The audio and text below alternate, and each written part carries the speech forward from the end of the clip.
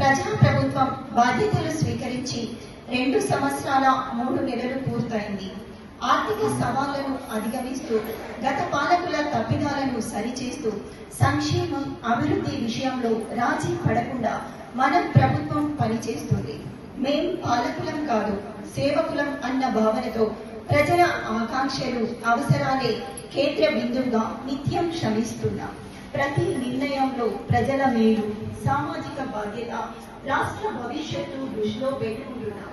ఉప ఎన్నికలు, పంచాయతీ ఎన్నికలు, మున్సిపల్ ఎన్నికల్లో వరుస విజయాలతో ప్రజా పాలనకు మీ ఆమోదం, మద్దతు ప్రకటించారు.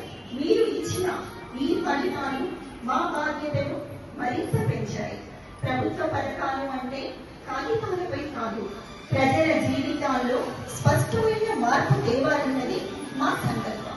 ఆ ఉద్దేశంతోనే ప్రజాపాలన ప్రగతి ప్రణాళిక పేరుతో కార్యక్రమాన్ని ప్రారంభించాం. మార్చి 6 నుంచి 99 రోజుల పాటు గ్రామ స్థాయి నుండి రాష్ట్ర స్థాయి వరకు అన్ని శాఖల సమన్వయంతో ఈ కార్యక్రమం ఒక ఉద్యమంగా సాగాలి. ఊరు వాడ సమస్యల పరిష్కారమే పరమ అవధిగా ప్రతి అధికారి పనిచేయాలి. వేగంగా ఫైళ్ల క్లియరెన్స్, ప్రభుత్వ కార్యాలయాల్లో పరిశుభ్రత, నిర్ణయాల్లో పారదర్శకత ఉండాలి.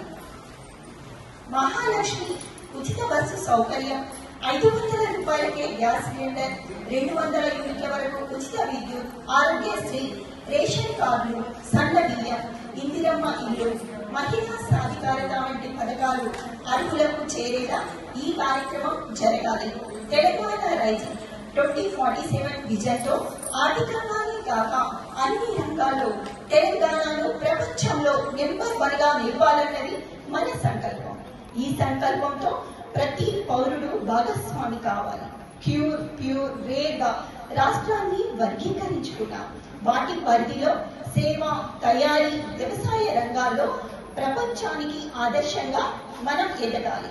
ఈ 99 రోజుల కార్యాచరణ ఒక సాధారణ కార్యక్రమం కాదు, ఒక దీక్ష.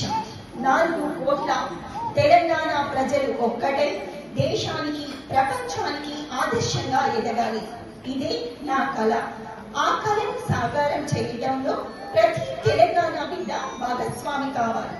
మీ అందరి సహకారాన్ని కోరుకుంటూ మీ ముఖ్యమంత్రి రేవంత్ రెడ్డి.